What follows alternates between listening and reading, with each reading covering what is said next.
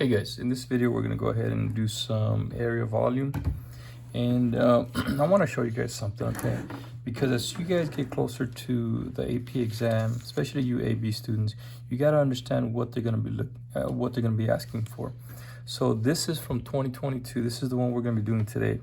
But I want to show you a few things. In 2023, they didn't actually have an area volume question, which is interesting, and it kind of leads me to believe that maybe in 2024 you might see one. Okay, but this is 2022, and usually the first question they'll ask you for the area. So it says part A says find the area of the region enclosed. Okay, look at this is 2021. Find the area of the region in the first quadrant.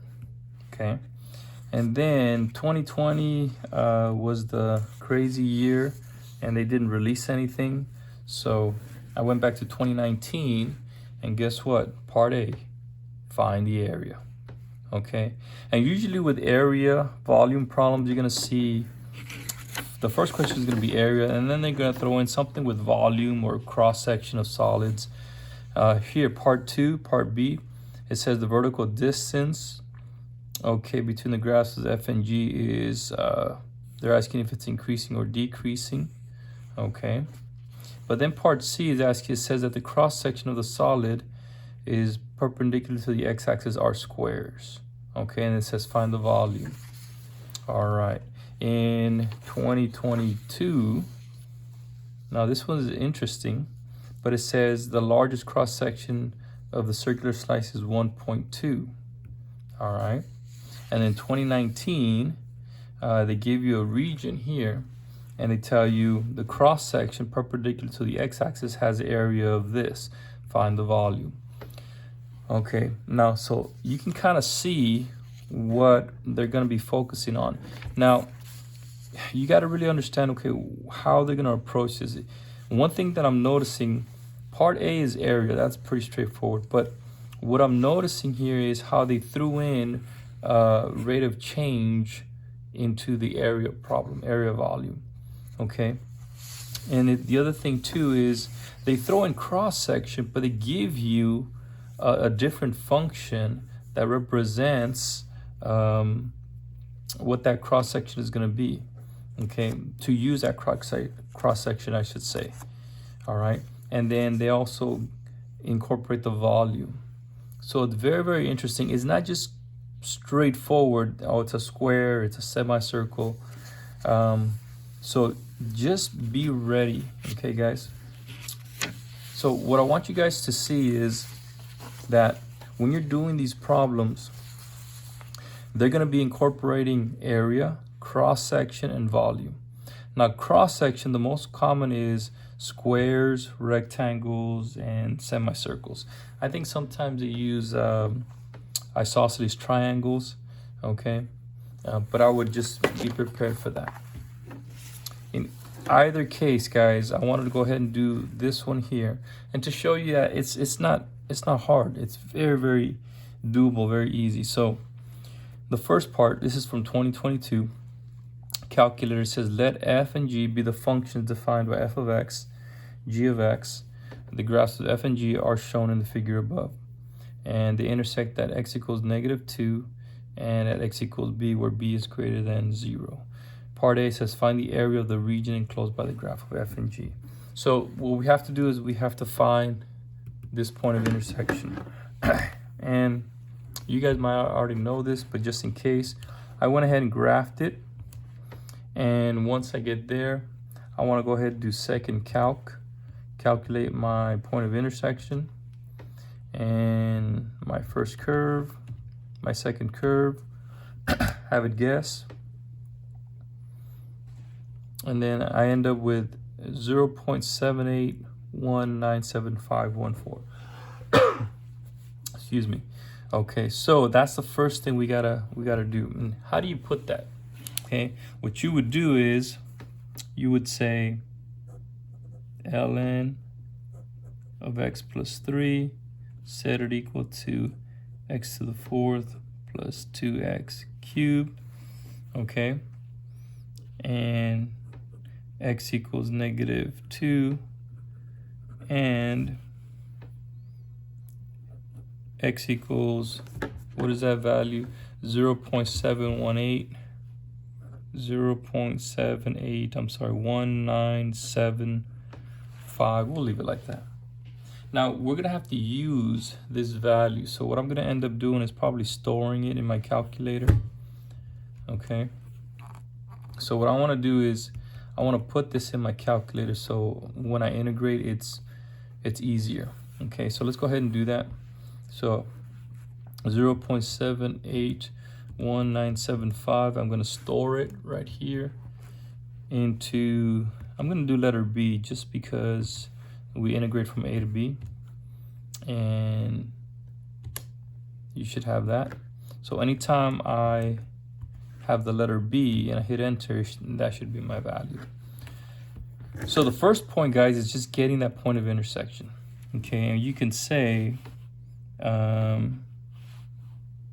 B equals 0.781975. So you let the grader know that this is your value of B. And then we have to find the area of the region. So all we got to do is the integral, okay, from A to B. So in this case, from -2 to B. And then f of x minus g of x. Okay, now all I have to write is f of x minus g of x. That's all I have to write, dx. Okay, that's all I have to write for my grader. Why? Because they know f of x is this. They know g of x is already established. That's all I got to do. And remember, this is a calculated portion. So now all I have to do is go ahead and put it in my calculator.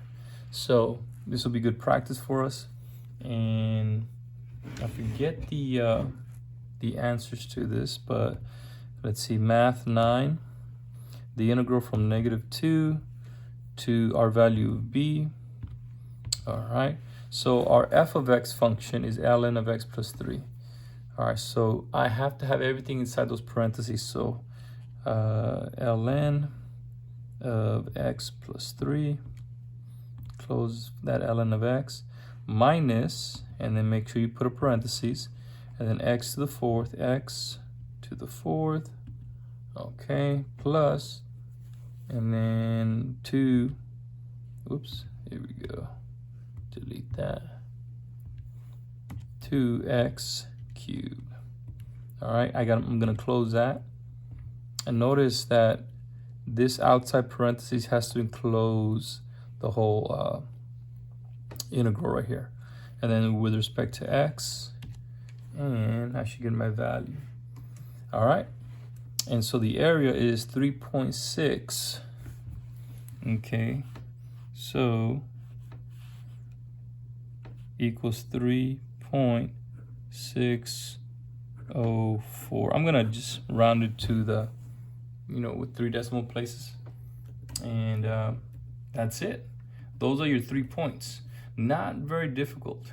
Not very difficult at all, guys. Okay, so hopefully that makes sense.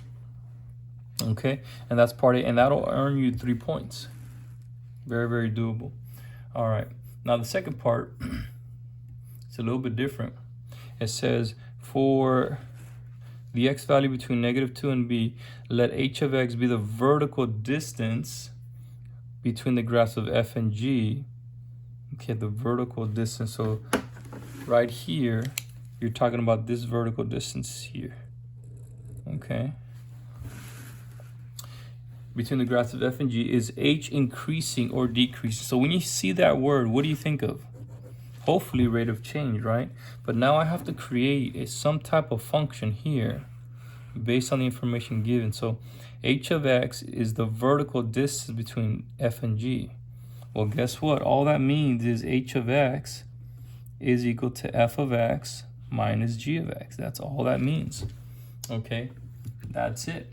So now all I have to do now is I have to find the derivative. Why? Because it's asking me to, is it increasing or decreasing? So all I have to do is find h prime of x and then plug in my -0.5. So I'm going to have f prime of x minus g prime of x. And that's it. So all I have to do now is find h prime of negative 0.5. That's what I have to find, okay? And for that, I'm gonna have to go ahead and use my calculator again. All right, and let's see. So this time is my derivative, so I'm gonna do math 8. All right, with respect to x. Now remember, in those parentheses, I have to put everything. I'm just gonna go ahead and put everything in here. My f of x is ln of x plus 3, okay, minus, close that parentheses there, minus a parentheses, then we have x to the 4th plus 2x to the 3rd, okay, close that guy off, and then I have negative 0.5, okay. All right, and I get negative 5.999, which I believe they rounded it to 0.6, yeah. So we can truncate it at 3 decimal places. We can go ahead and just round it. We can either put negative 0.5999, or if you want to put negative 0.6. Okay, both of those are acceptable. All right, guys, and that's it. That's it. But it says, is h increasing or decreasing? So you would write, since h prime of negative 0.5 is negative, right, it's less than 0, okay, h is decreasing at x equals negative 0.5. And then I'm looking here, because this is the question I need to answer. So is h increasing? So you would say h is decreasing at, right here. It's right in front of me, right? Because h prime is negative, right? It's less than 0. And that's it, guys. That is it. Not too difficult. Not hard at all, guys. Okay, and I think this question is worth, this part is worth 2 points. So the first part is 3, the second part is 2. Not very hard at all. All right, part C. The region enclosed by the graph of f and g is the base of a solid. So, okay, so now you start thinking, okay, the solid, a square, a rectangle, okay? Cross sections of the solid taken perpendicular to the x-axis are squares. That's very common when they ask for squares or rectangles. Okay, so be ready for that. Find the volume. Okay, now you should know, to get the volume, all you got to do is integrate the area. Okay, so from A to B. Okay, and that's all you got to do. Okay, so then how do we do that?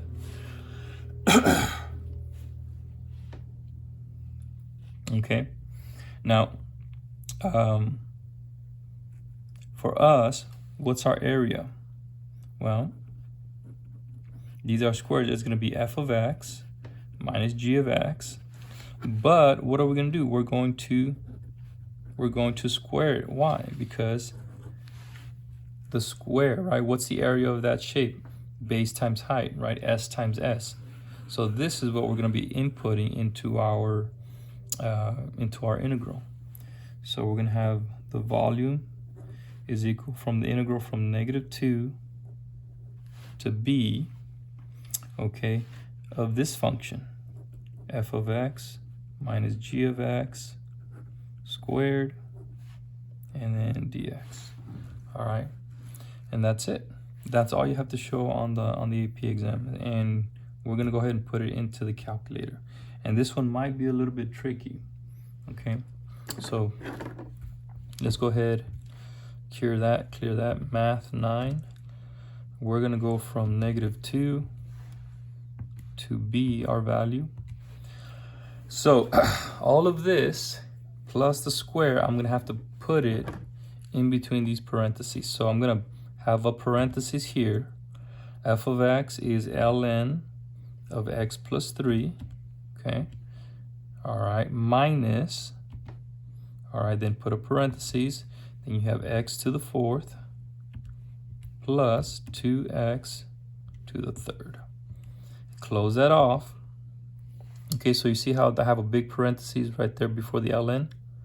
Okay, this parentheses closes off the x to the fourth, but I'm going to put another parentheses and I'm going to square it. Okay. Excuse me. Hopefully you can see that there's a big parentheses on the outside, and that's just part of the notation that I have to put everything inside that integrand right there. Okay. And then dx, and it looks right, and we end up with 5.34012.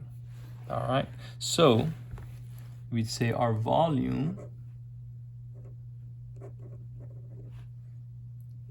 is 5.340, and that's it. That's it. But what I want you guys to see, hopefully you're seeing it, they're asking area, cross section, you know, the solid. But I also want you to see, you see how they're getting creative with the rate of change? That's not very hard, right? It's not hard, but you really just kind of have to be ready for it. All right, let's take a look at the last one, part C. Okay, in the back. All right, a vertical line in the XY plane travels from left to right along the base of the solid described in part C. Okay.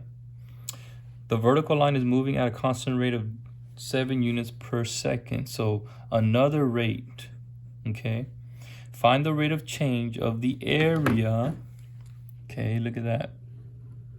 Find the rate of change of the area of the cross section above the vertical line with respect to time.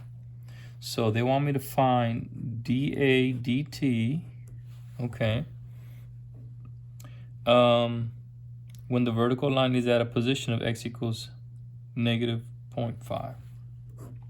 So at x equals negative 0.5, that's what they want me to find. All right, so we need the information from part C. All right, the base of the solid. Well, what's that base of the solid? Well, that base of the solid, okay, if you remember, is f of x minus g of x. Okay, that's the base of the solid. Okay, so now what I have to do, hopefully this is gonna make some sense, but you see here they want me to find the rate of change of the area with respect to time, right? dA dt. But here I have a and I have x. So if I take the derivative, I'm going to have dA dx with respect to x. That's going to be a little bit different. Okay? That's going to be a little bit different. So, and remember, this is my area that I got in part C. So what I have to do, guys, you can actually write it like this: dA d dt of a of x. Okay, because I want to find dA dt, but this, if I take the derivative of this guy, I'm gonna have dA dx. So I'm gonna do a little manipulating here. dA dx equals times dx dt. So that if I would simplify these out, I would end up with dA dt.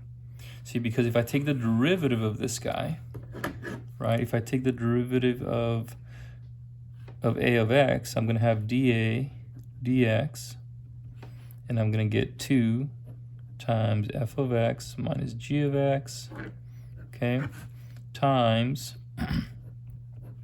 f prime of x minus g prime of x, okay, times, okay, dx. All right, if you wanted to do it that way. But you see, there is no t here. Okay, so I have to account for that here. And then where does this come into play? What's dx dt? That's this part right here. You see, it's moving at a constant rate of 7 units per second, the vertical line. That's your dx dt. Now, the good thing is this is a calculator question. okay? So I'm gonna have to take the derivative of this guy, okay? So a prime of x, okay, of this guy. I'm gonna take dA dx times 7. So I have to do, in my calculator, I have to find the derivative of this guy. Now, once you establish a of x, you can go ahead and just write a prime of x, all right? And then I have to do it at x equals negative 0.5. So a prime of negative 0.5 equals, let's take our derivative, math 8, with respect to x. So I'm gonna have f of x minus g of x. I'm gonna square that. I'm gonna take my derivative of that. All right. So I'm gonna have another parentheses, ln of x plus 3, okay? And then minus parentheses, my g of x is x to the 4th plus 2x cubed, okay? All right, I'm gonna have another parentheses because I'm gonna square it. All right, so you see that this parenthesis here encloses the whole function and it's squared. I'm gonna take the derivative and I'm gonna have x equal negative 0.5. And that's gonna give me negative 1.324. And I'm gonna multiply that times 7. That's the rate of 7 units per second. And that's gonna give me negative 9.272. All right. And there it is. Okay. So the last thing you would say at x equals negative 0.5. You see, and you can write this, the rate of change of the area of the cross section with respect to time, okay, is at x, the rate of change, and I'm sorry, I'm writing fast, the rate of change of the cross section is negative 9.272 square units per second. All right, and that's it. That's it. Now, actually, D is probably the hardest one, guys, but honestly, the other ones, it's not too bad. Now, remember, when you're looking at area volume, the first one is always going to be area. Then they're going to throw in a question about cross section, and they're going to throw in a question about volume. In this question here, they didn't. We didn't have a question on volume, okay, which was interesting, but I hope you can see that, you know, they're asking rate of change questions. Rate of change questions. That's very interesting, okay? And they've done the same thing in the past years. Okay, see here? The first question is area. But then look at, okay, the toy, the radius is the largest cross-sectional circular slice is 1.2. Okay, and then part C, the volume. So they're throwing in your rate of change into the area problems. And that's very interesting. But anyways, guys, I hope that was helpful. Go check out the other videos and you will start to see that they're asking the same type of similar questions. All right, guys, we'll see you on the next one.